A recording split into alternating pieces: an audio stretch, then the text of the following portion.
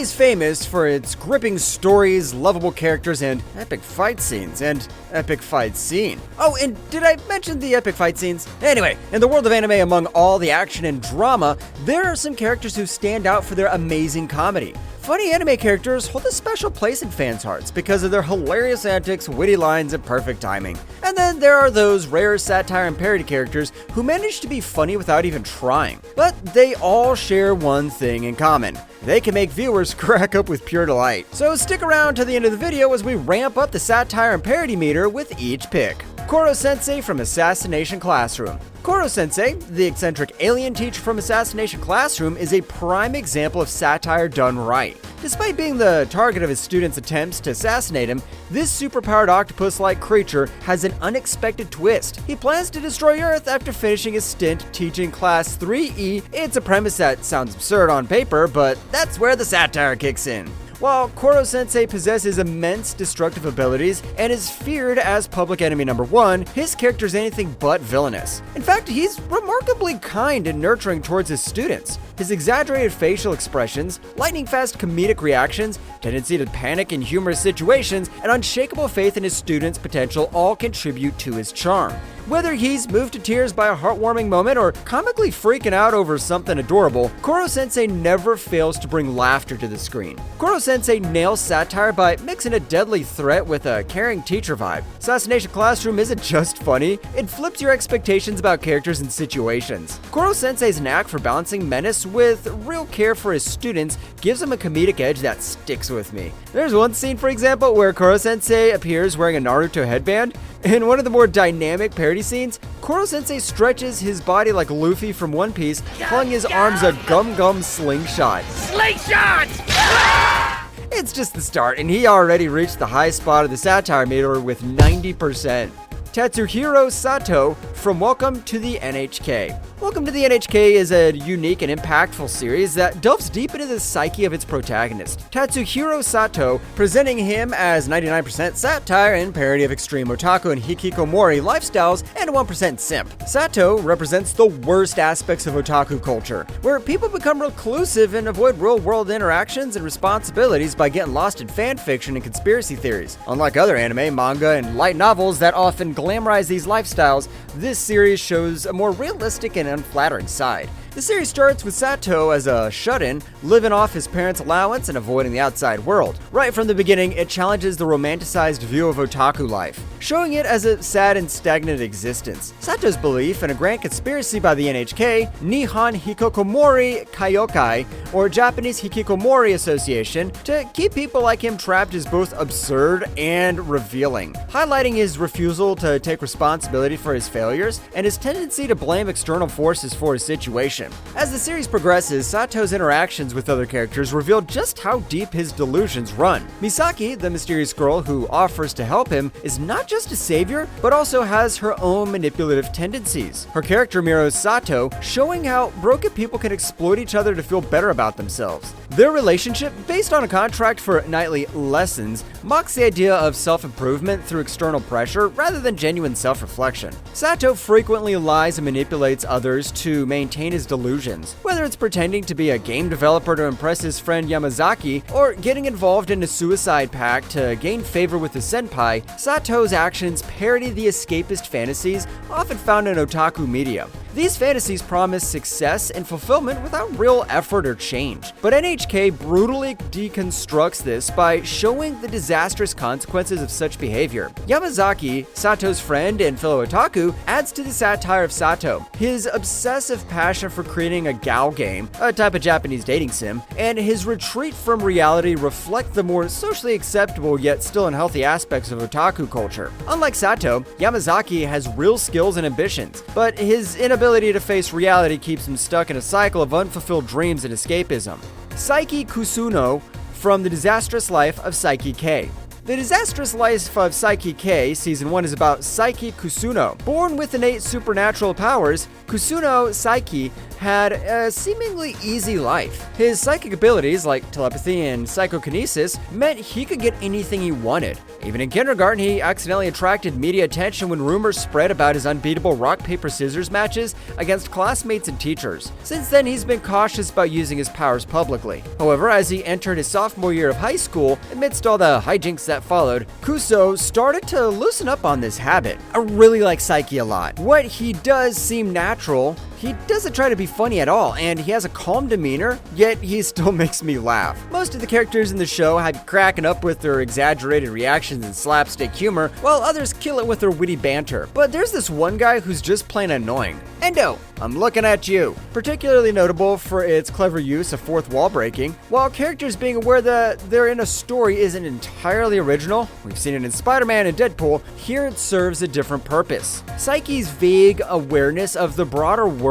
beyond his own makes sense within the story because of his nearly limitless powers. He can foresee events, teleport, fly, manipulate objects and minds, and even alter his appearance and DNA. Despite these abilities, he ironically lacks control over his own life. His consistent bombardment with thoughts and inability to turn off abilities like X-ray vision illustrate his isolation from normal human interactions. Psyche rarely speaks aloud, visually demonstrating his detachment from the world. Yet his classmates are inexplicitly drawn to him, each for their own quirky reasons. The interference of Psyche's parents only complicates matters further, adding to the chaotic situations he finds himself in. Psyche's awareness of the contrived situations he faces, knowing he's a character in an anime based on a manga, adds depth to the narrative. His efforts to lead a peaceful life are consistently thwarted by the writer's interventions, resembling a small town setting that may not be big enough to escape plot developments moving too quickly. The show's structure also adds to the sense of entrapment. Each episode, composed of 5 smaller segments, limits the scope of major events to unfold, compounding Psyche's challenges in maintaining a semblance of normalcy. With Psyche, the satire and parody meter reaches 99.99%.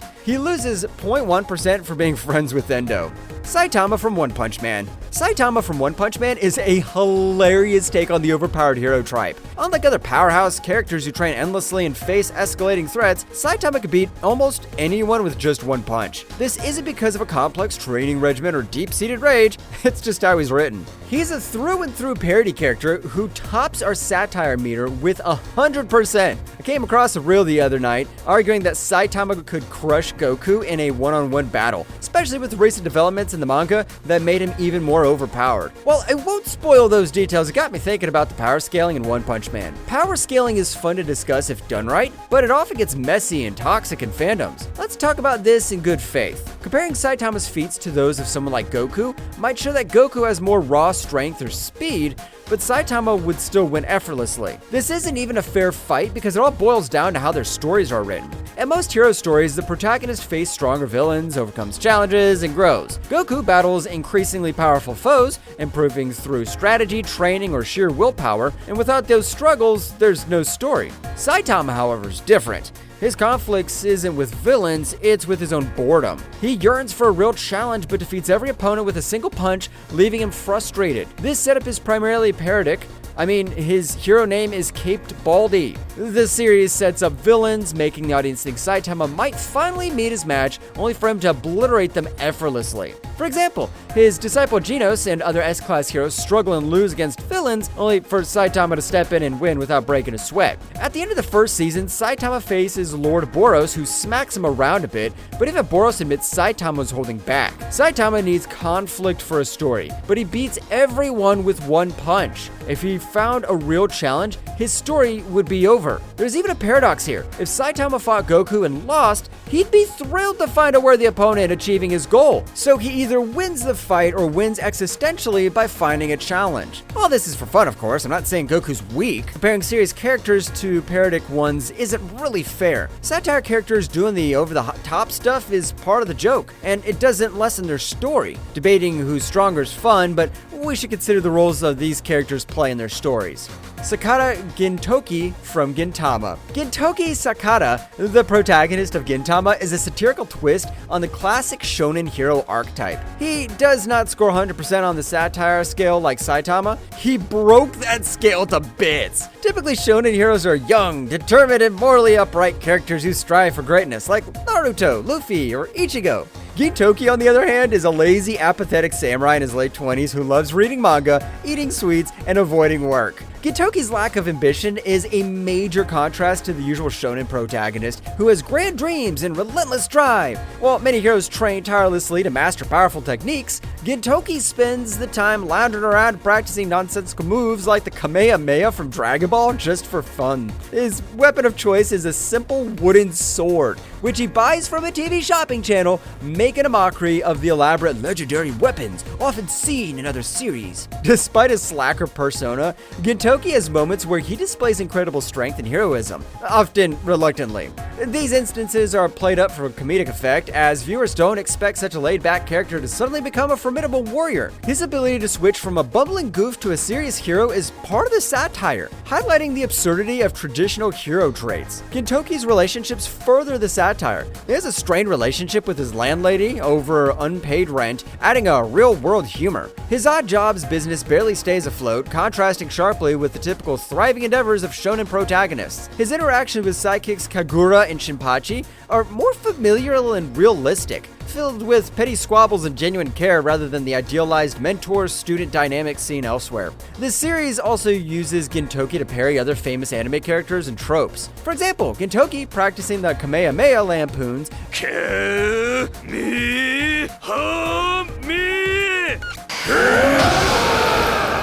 the iconic act from Dragon Ball, while his casual attitude and mundane problems poke fun at the dramatic, over-the-top challenges faced by other shonen heroes. In essence, Gintoki's very existence in Gintama is a playful reminder that not all heroes fit the mold, and sometimes the most unlikely characters can save the day. Well, that's a wrap. Which of these satire and parody characters is your favorite, and why? Do you think we missed any character that should have made this list? Let me know in the comments below.